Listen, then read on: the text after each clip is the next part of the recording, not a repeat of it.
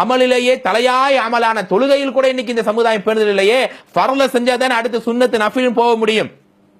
ஆனா இந்த சமுதாயத்துக்கு ஆர்வம் இல்லையங்க. ஒரு பணம் சம்பாதிக்க நான் இரவு பகலாக தூக்கத்தை குறைத்துக் கொள்கிறேன், மனைவிடம் பேசுவதை குறைத்துக் கொள்கிறேன், பிள்ளையிடம் கொஞ்சத்தை குறைத்துக் கொள்கிறேன், வெளியிலே சுத்துவதை நான் குறைத்துக் கொள்கிறேன். எனக்கு இந்த உலகம் வேணும், உலக காசு பணம் என்று நாம் அலைகிறோமே, அப்படியான காசு பணமும் உயிர் தொண்டை குழியை அடையும் போது ஏதாவது எனக்கு கொடுக்குமா? லட்சம் இருக்கும், கோடி இருக்கும், நாடே என் கையில இருக்கும். ஆனா பணம், காசு, பேரு, புகழ் என்னுடைய மரணத்துக்கு பின்னால் உள்ள வாழ்க்கையை அழகுபடுத்தாத தோழர்கள் என்பதை இந்த காலத்தினுடைய எத்தனை சம்பவங்கள் மூலமாக நாம் விலகிக் கொள்கிறோம். எனவே மூமினுடைய அடிப்படையான எண்ணம் என்ன?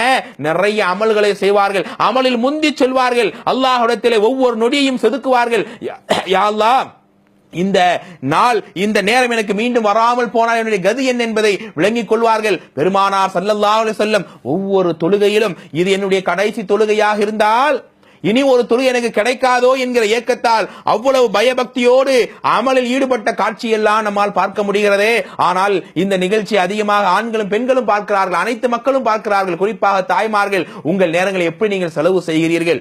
வீணான விளையாட்டிலே, கேம் விளையாடுறதுல, டிவிகள் நாடகங்கள் பார்க்கிறதுல இப்படியெல்லாம் நம் நேரங்கள் செலவழிக்கிறதே. ஒரு 5-10 நிமிடங்கள் குர்ஆனை ஓதுவதில் நாம் செலவழிக்கிறோமா? அல்லது அல்லாஹ்வை துதி பாடுவதில் நம்முடைய வாய் ஈரமாகிக் கொண்டே இருக்கிறதா என்று யோசித்து பாருங்கள். இல்லை. அமல்கள் என்று சொன்னால் என்னப்பா, அது வயசானவங்க செய்யக்கூடிய காரியம்பா. நம்ம இன்னைக்கு என்ஜாய் பண்ற வயசு, ஊர் சுத்துற வயசு, லைஃப் அனுபவிக்கிற வயசு. அமல், தொழுகை, இபாதத்தெல்லாம் அப்புறம் பார்த்துக்கலான்னு சொல்லி மெத்தன போக்காக இருந்தால் அல்லாஹ் திடீரென்று உயிர் கைப்பற்றுவானே. அப்போது மனிதன் புலம்புவானா இல்லையா? கதறுவானா இல்லையா?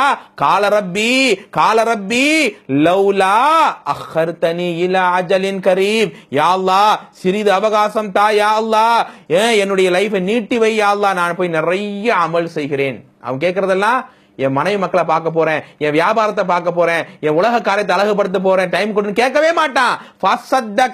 நிறைய தர்மம் செய்யணும் யா அல்லாஹ், நீ டைமை கொடுத்த யா அல்லாஹ், அவகாசத்தை கொடுத்த யா அல்லாஹ், வாய்ப்புகளை கொடுத்த யா அல்லாஹ், வசதிகளை கொடுத்த யா அல்லாஹ். ஆனா என்னால அமல் செய்யவே முடியல யா அல்லாஹ், நான் மீண்டும் போய் செஞ்சுட்டு வரேன் யா அல்லாஹ், நான் இப்படி மௌத்தாக்கி விட்டுறாதே யா அல்லாஹ்னு கதறுவானே.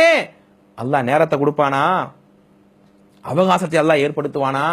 கொடுக்க மாட்டான். அதனால் தான் சொல்லுகிறோம், நன்மைகளில் நாம் அதிகமாக முந்த வேண்டும் அன்பர்களே.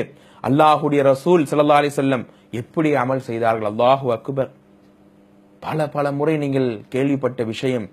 இரவு தொழுகைக்கு பெருமானார் ஸல்லல்லாஹு நின்று தொழுதால் அல்லாஹு அக்பர், நின்ற இடமே கண்ணீரால் நினைந்து விடும். அப்படி அழுது உருகி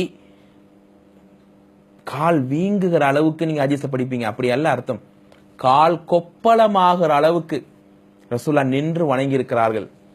ஆயிஷா அம்மா கேட்கிறாங்க, யார் ரசூலுல்லாஹ், முன்பின் பாவங்கள் மன்னிக்கப்பட்ட ரசூல் நீங்க ஏன் இவ்வளவு உங்களை வருத்தி கொண்டு தொழுகிறீங்க? ரசூலுல்லாஹ் சொன்ன வார்த்தை என்ன? எந்த ரசூல் சொர்க்கத்தில் முதல் நபராக சொல்லுவார்களோ, எந்த ரசூலை அல்லாஹ் பொருந்திக்கொண்டு என்று சொன்னானோ, எந்த ரசூல் அகிலத்தின் அருட்கொடை என்று சிலாஹித்து சொல்லப்பட்டார்களோ, அந்த ரசூலுல்லாஹி ஸல்லல்லாஹு அலைஹி வஸல்லம் சொன்ன வார்த்தை என்ன தெரியுமா?